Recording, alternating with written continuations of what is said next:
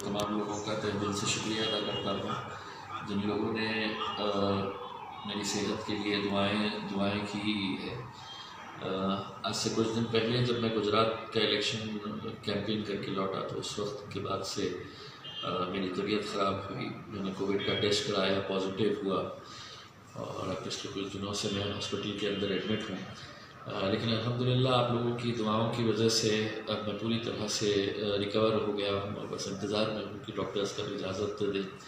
लेकिन इसी दौरान मैंने 26 फरवरी के लिए एक आंदोलन का ऐलान किया था कि जो वक्फ बोर्ड की ज़मीनों के तहफ़्फ़ुज़ के लिए हम लोगों ने सोचे थे कि हम सड़क के ऊपर उतरेंगे और आंदोलन करेंगे।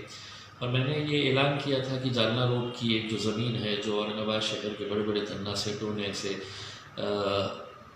अलग अलग गवर्नमेंट डिपार्टमेंट्स के साथ मिलजुल कर, चाहे वो महानगर पालिका हो, रजिस्ट्री ऑफिस हो और या खुद वक्फ बोर्ड हो, इनके साथ मिलकर किस तरह से ये करोड़ों रुपए की ज़मीन ये धन्ना सेठों ने लूट के खाए है, अपना बंटवारा किए है। और महज वक्फ बोर्ड को इसके अंदर से कितनी आमदनी हुई तो 1.5 लाख रुपया, यानी कि 1,50,000 रुपये, जबकि ये धन्ना सेठों ने करीब एक अंदाजे के हिसाब से 100 करोड़ रुपये के करीब ये पैसा बनाया है। मैंने जब ये ऐलान किया पूरे सबूतों के साथ, उसके बाद कैसी कैसी साजिशें हो रही है कि किस तरह से मामले को निपटाया जाए और कहीं हमने सड़क के ऊपर नहीं आना चाहिए। मैंने उस वक्त ऐलान किया था कि मैं अकेला नहीं बैठूंगा, मेरे साथ कम से कम 1000 लोग बैठेंगे, क्योंकि मुझे खुशी है कि जितना हमने रजिस्ट्रेशन किया है वो 1000 लोगों से ज़्यादा इस मुद्दे के ऊपर बैठने के लिए तैयार है। क्योंकि ये कोई सियासी मुद्दा नहीं है, ये एक गरीबों से जुड़ा हुआ मुद्दा है कि हमारी ज़मीन अपनी आँखों के सामने हम लुटता बर्बाद होता हुआ देख रहे हैं चंद लोगों की वजह से। उसमें वक्फ बोर्ड के जो कर्मचारी है वो सबसे ज़्यादा दोषी है। वो इतने बेईमानी में लिप्त हो चुके हैं कि उन्हें अब किसी का डर और खौफ सता नहीं रहा है।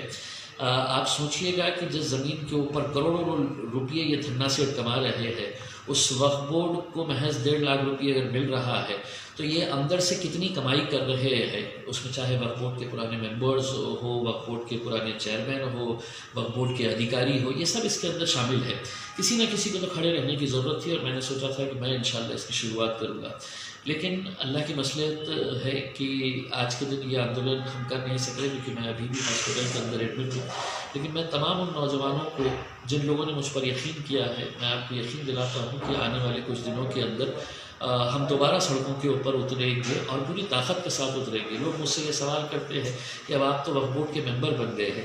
देखिए, वक्फ बोर्ड का मेंबर बनना तय इसलिए मेरा है क्योंकि क़ानून के अंदर ये प्रावधान है कि वक्फ बोर्ड के अंदर 2 जो मेंबर्स चुने जाते हैं वो मुस्लिम मेंबर ऑफ पार्लियामेंट होते हैं। अब इत्तेफाक से पूरे महाराष्ट्र के अंदर एक ही मेंबर ऑफ पार्लियामेंट चुनकर आया है और वो मैं इम्तियाज़ जलील हूँ। फिर राष्ट्रवादी कांग्रेस ने फौजिया मैडम को भी इसका MP का पद दिए है राज्यसभा का, तो 2 MP हो गए हैं। तो स्वाभाविक है हम दोनों के अलावा कोई तीसरा उसमें जा नहीं सकता था। तो वक्फ बोर्ड का मेंबर बनने के बावजूद भी मैं आपको यकीन दिलाता हूँ कि ये लड़ाई इतनी आसान नहीं है। एक लड़ाई अंदर लड़ना पड़ेगा जो मुझे अकेले लड़ना पड़ेगा, और एक लड़ाई सड़कों के ऊपर लड़ना पड़ेगा जो मैं आपके साथ लड़ना चाहता हूँ। तो आप यकीन करिएगा ये आंदोलन जारी रहेगा, पूरी ताकत के साथ रहेगा। और अगर आप लोग इस आंदोलन के अंदर नहीं है तो मैं अकेला कुछ नहीं कर पाऊँगा, और अगर आप लोगों के साथ है तो इंशाल्लाह मैं आपको यकीन दिलाता हूँ कि ये लोगों के ऊपर कार्रवाई किए बगैर हम खामोश नहीं बैठेंगे। लेकिन इसको किसी एक राजनीतिक पक्ष का मुद्दा ना समझते हुए जो भी लोग गरीब, यतीम, बेवाओं के लिए फ़िक्रमंद है, जो चाहते हैं कि उन ज़मीनों के ऊपर स्कूल्स खुले, कॉलेजेस खुले, हॉस्पिटल्स खुले, वहाँ पे गरीबों के लिए, गरीब पत्रकारों के लिए वहाँ पर कॉलोनीज़ बनाई जाए, ज़रूरतमंदों को उसका फ़ायदा हो सके, ये सब चीज़ों के लिए अगर इसका इस्तेमाल हुआ तो बेहतर रहेगा। मैं आपको फिर से आपको यकीन दिलाता हूँ कि इंशाल्लाह बहुत जल्द एक बार पूरी तरह से ये सेहत इजाज़त दे देती है कि मैं सड़क के ऊपर बैठूँ तो मैं यकीनन बैठूँगा। मैं पुलिस को पत्र भी दे चुका हूँ, लेटर भी दे चुका हूँ। अगर उनकी कुछ दिक्कत है तो उन्होंने मुझे बताया, लेकिन यह आंदोलन जारी रहेगा। किसी भी कीमत के ऊपर यह आंदोलन पीछे नहीं होने वाला है, इतना मैं आपको यकीन दिलाता हूँ। बहुत बहुत शुक्रिया। खुदा हाफ़िज़।